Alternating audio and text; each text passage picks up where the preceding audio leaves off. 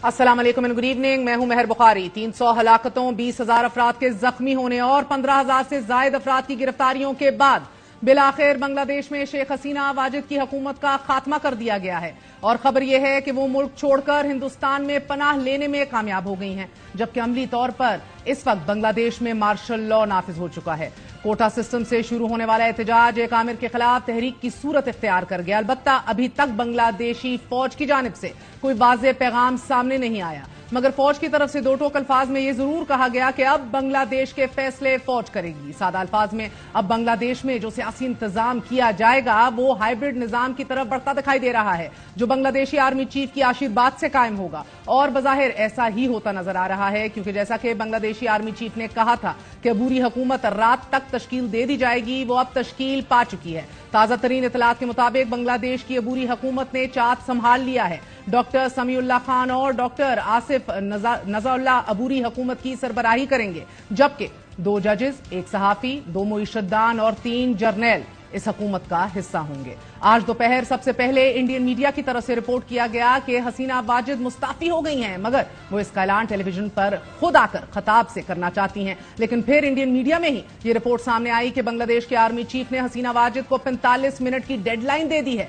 और फिर 45 मिनट मुकम्मल होने से कबल ही बंगाली फौज का हेलीकॉप्टर उन्हें लेकर हिंदुस्तान की जानिब रवाना हो गया। पाकिस्तानी वक्त के मुताबिक दोपहर तकरीबन 3 बजे बांग्लादेश के आर्मी चीफ मीडिया के सामने आए और ये ऐलान किया कि शेख हसीना वाजिद मुस्ताफी हो चुकी हैं, बांग्लादेश के फैसले फौज करेगी और इसके लिए एक अबूरी हुकूमत बनाई जाएगी। इस दौरान अवाम पुरअमन रहे, क्योंकि मुजाहिरीन के तमाम मुतालबात पूरे किए जाएंगे, जिनमें मुजाहिरों के दौरान हलाकतों की तहकीकात भी शामिल है कि कौन हलाकतों का जिम्मेदार था।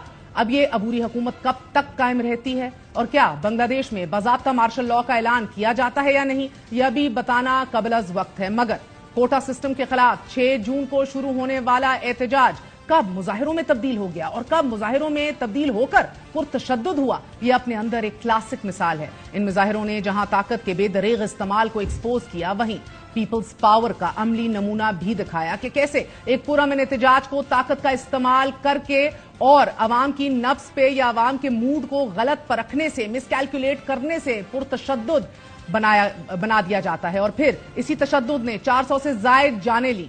हम आपके सामने 6 जून से अब तक होने वाले वाकयात की टाइमलाइन रखते हैं कि कैसे लाखों लोग सड़कों पर निकले, पुलिस की जानिब से उन्हें कत्ल और जख्मी किया गया और 17 करोड़ के मुल्क में नफरत और ताकत के इस्तेमाल ने अवाम के मूड को मिसकैलकुलेट करने ने 4 बार कामयाब होने वाली वजीर आजम को इस्तीफा देने पर मजबूर कर दिया। इब्तदाई तौर पर बांग्लादेशी तुलबा का यह एहतजाज जून के पहले हफ्ते में उस वक्त शुरू हुआ जब 5 जून 2024 को बंगला हाई कोर्ट ने 2018 में खत्म किए गए 30% कोटा सिस्टम को बहाल कर दिया और फिर इब्तदाई तौर पर ढाका यूनिवर्सिटी के तुलबा की जानिब से कोटा सिस्टम के खिलाफ जुज वक्ती, यानी कि आधा वक्त वो क्लासेस में ही रहते थे और आधा वक्त एहतजाज के लिए मुतहर्रिक हो जाते थे। ये वक्त उन्होंने आधा आधा डिवाइड किया और तुलबा का सिर्फ एक मुतालबा रहा कि एक ऐसे वक्त में जब कॉलेजेस में मेरिट पर दाखिले होते हैं तो फिर सरकारी नौकरियों में 1/3 हिस्सा उन अफराद के अहले खाना के लिए क्यों मुख्तस किया गया है जिनके वालिदैन ने 1971 की जंग में हिस्सा लिया था। तुलबा की तरफ से कोटा सिस्टम को मुतसिबाना करार देते हुए मेरिट पर भर्तियों का कहा गया, मगर फिर शेख हसीना वाजिद की जानिब से एहतजाज करने वालों के साथ मुज़ाकरात करने की बजाय, उन्हें इंगेज करने की बजाय उन्हें रजाकार और दहशतगर्द करार दिया गया। हुकूमत की तरफ से तुलबा को रजाकार और दहशतगर्द करार दिए जाने के बाद मुजाहिरे पुरतशद्दुद होते चले गए और पहले मरहले में तुलबा और अवामी लीग के तुलबा विंग के दरमियान झड़पें हुई। पुलिस की जानिब से ईंटों, लाठियों, आंसू गैस, रबड़ की गोलियों और गिरफ्तारियों को बतौर हथियार अवामी ताकत को कुचलने के लिए इस्तेमाल किया गया, हत्ता कि हेलीकॉप्टर्स का इस्तेमाल भी किया गया। जुलाई के दूसरे हफ्ते में बांग्लादेशी अदलिया ने मुदाखलत करते हुए मुजाहिरीन के मुतालबात तस्लीम करते हुए कोटा सिस्टम को रिवाइज किया, मगर मुजाहिरीन की तरफ से हुकूमत के सामने रखे गए 9 मुतालबात एक बार फिर तनाज़े का बाइस बन गए। 9 मुतालबात जो सामने रखे गए, इनमें वजीर आजम की तरफ से फसादात की जिम्मेदारी कबूल करना और हलाक तुलबा के खानदानों से माफी मांगना, वजीर दाखिला और वजीर ट्रांसपोर्ट का वजारतों से मुस्ताफी हो जाना, जिन मुकदमात पर लोगों को मकामात पर हलाक किया गया वहां पर तैनात पुलिस एहलकारों से इस्तीफा लेना, ढाका, जहांगीरनगर और राजशाही यूनिवर्सिटीज के वाइस चांसलर्स का मुस्ताफी होना और जख्मी और मरने वालों को मुआवजा अदा करना शामिल था। एक मुतालबा यह भी सामने आया कि अवामी लीग की तुलबा तंजीम बंगला छात्रों लीग पर भी पाबंदी लगा दी जाए, मगर तुलबा ने इन मुतालबात को शेख हसीना वाजिद की तरफ से ब्लैकमेलिंग और सियासी चाल के तौर पर देखा गया और पहले मरहले में अवामी लीग की तुलबा यूनियन को मैदान में उतारा गया by the prime minister, by the government, जिसने मुख्तलिफ तुलबा को तशद्दुद का निशाना बनाया, जिसके नतीजे में सैकड़ों लोग हलाक हो गए। साथ ही हुकूमत ने सख्त तरीन क्रैकडाउन का फैसला करते हुए अपोजिशन रहनुमाओं के साथ साथ हर क्रिटिक, हर मुखालिफ आवाज को पकड़कर जेल में बंद कर दिया। तुलबा पर सीधी गोलियां फायर कर दी गईं और फिर पानी सर से गुजर गया। कोटा सिस्टम के खिलाफ शुरू होने वाला एहतजाज यकनुकाती एजेंडा यानी कि शेख हसीना वाजिद के इस्तीफे की शक्ल इख्तियार कर गया। यहां हसीना वाजिद की हट धर्मी भी देखने से ताल्लुक रखती है। हसीना वाजिद ने एहतजाज करने वालों को दहशतगर्द कहा, एजेंट करार दिया और साथ ही चूंकि बांग्लादेश में कोई ऑपोजिशन थी नहीं तो शेख हसीना वाजिद जो जमात इस्लामी को एक खतरे के तौर पर हमेशा से देखती आई हैं, यही वजह है कि शेख हसीना वाजिद के दौर में ही सैकड़ों जमात इस्लामी के रहनुमाओं को फांसी दे दी गई। पहले जमात इस्लामी पर उन्होंने पाबंदी आयद की और फिर तुलबा विंग पर भी पाबंदी आयद कर दी और यहां से मामला ठीक होने की बजाय उल्टा मजीद खराब होते चले गए, क्योंकि बांग्लादेश जहां शेख हसीना वाजिद की हुकूमत ने तमाम मीडिया चैनल्स पर सेंसरशिप आयद कर दी, बांग्लादेश नेशनल पार्टी के बाकी बच जाने वाले मेंबरान को भी जेलों में डाल दिया और इंटरनेट भी बंद कर दिया कि दुनिया तक कोई रिसाई, कोई इंफॉर्मेशन की रसाई ना हो, असल तस्वीर दुनिया ना देख सके। हत्ता कि हुकूमत ने वीपीएन पर भी पाबंदी आयद कर दी।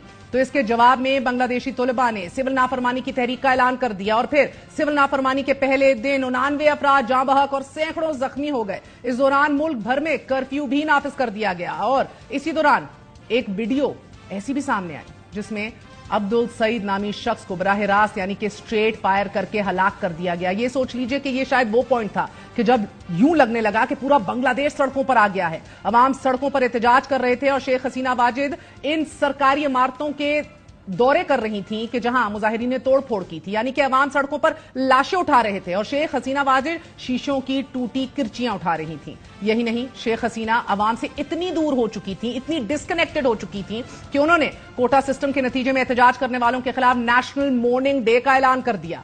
इंटरनेट बंदिश पर बांग्लादेशी सरकार का मौकफ यह रहा कि इंटरनेट केबल एहतजाजियों ने खुद काटी है। इसी तरह एहतजाज करने वालों के बारे में कहा गया कि ये तो किसी नशे के सहर में मुब्तला हैं। यही नहीं, मतलब पहले कोटा सिस्टम पर सियासत करो, फिर लोगों पर गोलियां चला दो और फिर जब लोग मरने वालों के लिए आवाज उठाएं तो उन्हें भी दहशतगर्द कहकर शोक का ऐलान कर दो और फिर उन्हीं को नशई भी कहला दो। शेख हसीना वाजिद की हुकूमत के खात्मे के बाद अब ऐसे मनाजिर सामने आ रहे हैं जो इस फ्रस्ट्रेशन और नफरत का इजहार कर रहे हैं जो बंगाली अवाम के दिलों में शायद अब नहीं 15 सालों से पनप रही है। ढाका में वजीर आजम की सरकारी रिहाइशगाह और दफातर पर हमलों के अलावा मुजाहिरीन ने शेख हसीना की जमात अवामी लीग की कई दफातर को भी नजर आतिश कर दिया है। वजीर दाखिला और दीगर वज़रा की रिहाइशगाहों में तोड़ फोड़ और आग भी लगा दी गई है। इसके अलावा मुश्तइल अफराद ने बांग्लादेश के बानी शेख मुजीबुर रहमान के मुतअद्दिद मुजस्मों को भी तोड़ दिया है।